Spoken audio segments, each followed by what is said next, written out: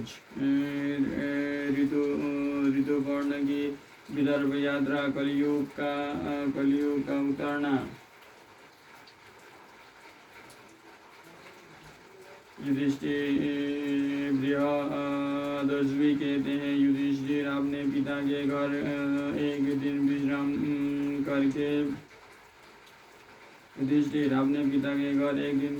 करके दमयंती ने अपनी माता से कहा कि माता जी, मैं आपसे सत्य कहती हूँ, यदि आप मुझे जीवित रखना चाहती हैं तो मेरे पतिदेव का ढूंढवाने का उद्योग कीजिए।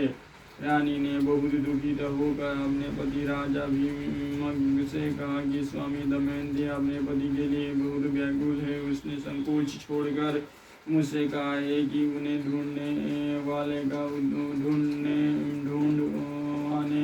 उद्योग करना चाहिए। राजा ने अपने आश्रित ब्राह्मणों को बुलाया और नल को ढूंढने के लिए उन्हें नियुक्त कर दिया। ब्राह्मणों ने दमयंती के पास जाकर कहा कि जब अब हम राजा नल का पता लगाने के लिए जा रहे हैं। दमयंती ने ब्राह्मणों से कहा कि आप लोग जिस राज्य में जाएं, वहाँ मनुष्य की भीड़ में यह बात कहें, मेरे प्यारे छलिया, तुम मेरी साड़ी में से आदि फाड़ कर तथा मुझ दासी को वन में सोती छोड़कर कहाँ चले गए। तुम्हारी वो दासी अब भी उसी अवस्था में आधी साड़ी पहने तुम्हारे आने की बात जो रही है और तुम्हारे वियोग के दुख से दुखी हो रही है। उनके सामने मेरी दशा का वर्णन कीजिएगा और ऐसी बात कहिएगा जिससे वे प्रसन्न हो और मुझ पर कृपा करें। मेरी बात कहने पर यदि आप लोगों को कोई उत्तर दे तो वो कौन है, कहाँ रहता है, इन बातों का पता लगा लीजिएगा और उसका उत्तर याद रखकर मुझे सुनाइएगा। इस बात का भी ध्यान रखिएगा कि आप लोग यह बात मेरी आज्ञा से कह रहे हैं, यह उसे मालूम ना होना पाए।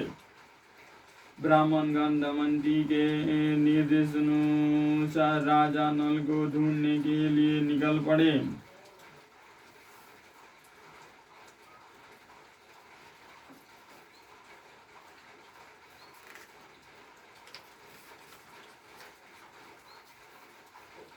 बहुत दिनों तक ढूंढते खोजने के बाद परनाद नामक ब्राह्मण ने महल में आकर दमयंती से कहा, राजकुमारी, मैं आपके निर्देश अनुसार निषधन रेस नल का पता लगाता हुआ युद्ध जा पहुँचा। वहाँ मैंने राजा ऋतुपर्ण के पास जाकर भरी सभा में तुम्हारी बात दोहराई, परंतु वहाँ किसी ने कुछ उत्तर नहीं दिया। जब मैं चलने लगा तब उसके बाहुक नामक सारथी ने मुझे एकांत में बुलाकर कुछ कहा। देवी, ओ सारथी राजा ऋतुपर्ण के घोड़े को शिक्षा देता है, स्वादिष्ट भोजन बनाता है, परंतु उसके हाथ छोटे और शरीर कुरूप है। उसने लंबी सांस लेकर रोते हुए कहा कि कुलीन स्त्रियां घोर कष्ट पाने पर भी अपने शील की रक्षा करती है और अपने सतीत्व के बल पर स्वर्ग जीत लेती है। कभी उनका पति उन्हें त्याग दे तो वे क्रोध नहीं करती, अपने सदाचार की रक्षा करती है। त्यागने वाला पुरुष विपत्ति में पड़ने के कारण दुखी और अचेत हो रहा था, इसीलिए उस पर क्रोध करना उचित नहीं है। माना कि पति ने अपनी पत्नी को योग्य संस्कार नहीं किया, परंतु वो उस समय राज्य लक्ष्मी से च्युत सुधातुर दुखी और दुर्दशा ग्रस्त था। ऐसी अवस्था में उस पर क्रोध करना उचित नहीं है। जब वो अपनी प्राण रक्षा के लिए जीविका चाह रहा था, तब पक्षी उसके वस्त्र लेकर उड़ गए। उसके हृदय की पीड़ा असमाधि राजकुमारी बाहु की यह बात सुनकर मैं तुम्हें सुनाने के लिए आया हूँ। तुम्हें जैसा उचित समझो करो, चाहो तो महाराज से भी कह दो। ब्राह्मण जी की बात सुनकर दमयंती को आंसू भर आए। उसने अपनी माँ से एकांत में कहा, माता जी आप यह बात पिताजी से ना कहे। मैं सुदेव ब्राह्मण को इस काम में नियुक्त करती हूँ। जैसे सुदेव ने मुझे शुभ मुहूर्त में यहाँ पहुँचाया था, वैसे ही वो शुभ शकुन देकर अयोध्या जाए और मेरे पतिदेव को लाने की युक्ति करे। इसके बाद दमयंती ने कर्णद का सत्कार करके उसे विदा किया और सुदेव को बुलाया। दमयंती ने सुदेव से कहा, ब्रह्मा देवता आप शीघ्र से शीघ्र अयोध्या नगरी में जाकर राजा ऋतुपर्ण से यह बात कही कि भीमक पुत्री दमयंती फिर से स्वयंवर में स्वेच्छानुसार पतिवरण करना चाहती है। बड़े बड़े राजा और राजकुमार आ रहे हैं। स्वयंवर की तिथि कल ही है, इसीलिए यदि आप पहुंच सके तो वहां जाइए। नल के जी ने अथवा मोड़ने का किसी को पता नहीं है, इसीलिए वो कल सूर्योदय के समय दूसरा पतिवरण करेगी। दमयंती की बात सुनकर सुदेव अयोध्या गए और उन्होंने राजा ऋतुपर्ण से सब बात कह दी। राजा ऋतुपर्ण में सुदेव ब्राह्मण की बात सुनकर बाहुक को बुलाया और मधुर वाणी से समझाकर कहा कि बाहु, काल दमयंती का स्वयंवर है। मैं एक ही दिन में विदर्भ देश में पहुंचना चाहता हूँ, परंतु यदि तुम इतना जल्दी वहाँ पहुँच जाना संभव समझो तभी मैं वहाँ जाऊँगा। ऋतुपर्ण की बात सुनकर नल का कलेजा फटने लगा। उन्होंने अपने मन में सोचा कि दमयंती ने दुख से अचेत होकर ही ऐसा कहा होगा। संभव है वो ऐसा कहना चाहती हो, परंतु नहीं, उसने मेरी प्राप्ति के लिए ही यह उक्ति की होगी।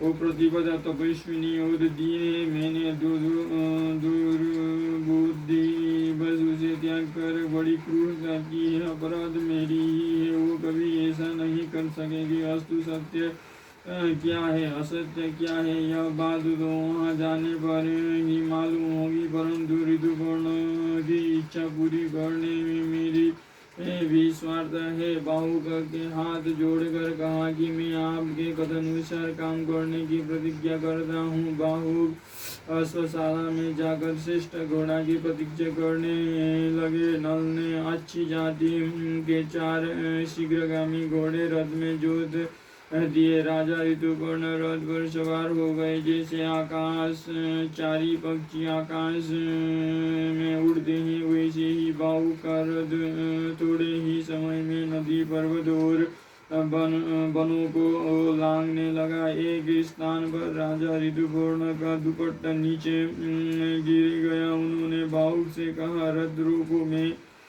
बांसुरी से उसे उठवा मंगाऊं। नल ने कहा, आपका वज्र गिरा तो अभी है, परंतु अब हम वहां से 1 योजन आगे निकल आए हैं।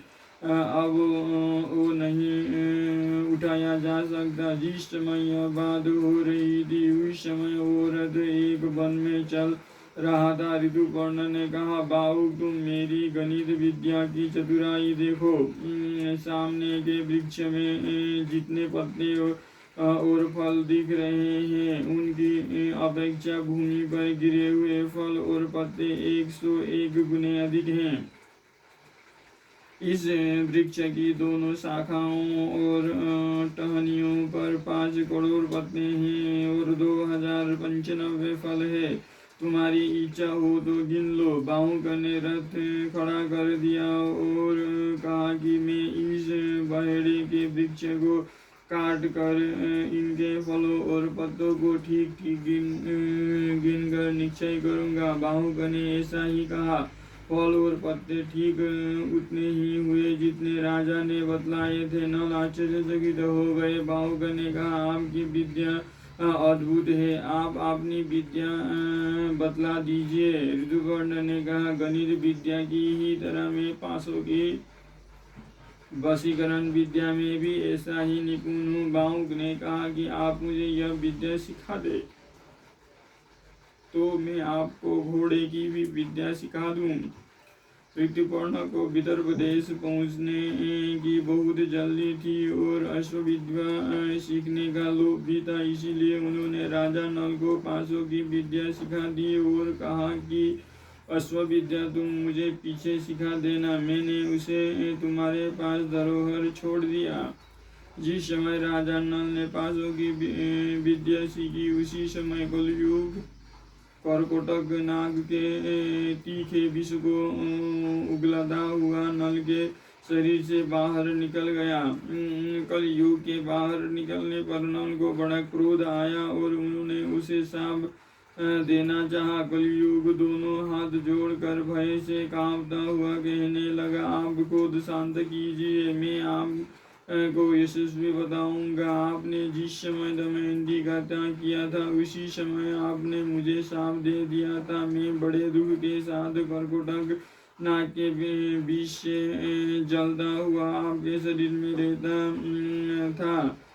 मैं आपकी शरण में हूँ, मेरी प्रार्थना सुने और मुझे शाप न दे। जो आपके पवित्र चरित्र का गान करेंगे उन्हें मेरा भय नहीं होगा।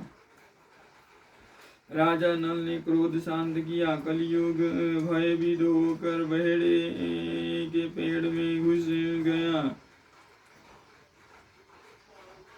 यह संबंध कलयुग और नल के अतिरिक्त और किसी को मालूम नहीं हुआ। वो वृक्ष ढूंढ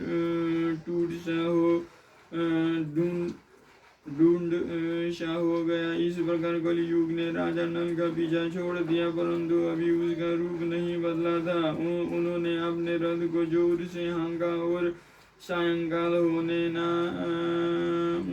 होते वो विदर्भ देश में जा पहुंचा। राजा भीमक के पास समाचार भेजा गया। उन्होंने ऋतुपर्ण को अपने यहाँ बुला लिया। ऋतुपर्ण के रथ की झंकार से दिशाएं गूंज उठी। कुंडिन नगर में राजा नल के वे घोड़े भी रहते थे।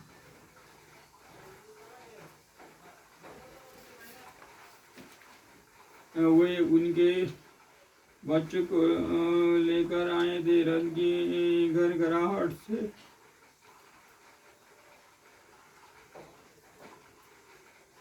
उन्होंने राजा नल को पहचान लिया और वे पूर्ववत प्रसन्न हो गए। दमयंती को भी यह आवाज वैसे ही जान पड़ी। दमयंती कहने लगी कि इस धरती घरघराहट मेरे चित्त में उल्लास पैदा करती है। अवश्य ही इसको हाँकने वाले मेरे पतिदेव हैं। यदि आज वे मेरे पास नहीं आएंगे तो मैं धधकती आग में कूद पड़ूंगी। मैंने कभी हंसी खेल में भी उनसे झूठ बात कही हो, उनका कोई अपकार किया हो, प्रतिज्ञा करके तोड़ दी हो, ऐसा याद नहीं आती। वे शक्तिशाली, क्षमावान, वीर, दाता और एक पत्नी प्रति हैं। उनके वियोग से मेरी छाती फट रही है। दमयंती महल की छत पर चढ़कर रथ का आना और उस पर से सारथी का उतरना देखने लगी। अगले अध्याय में पढ़ेंगे दमयंती के द्वारा राजा नल की परीक्षा, पहचान, मिलन, राज्य प्राप्ति और कथा का उपसंहार।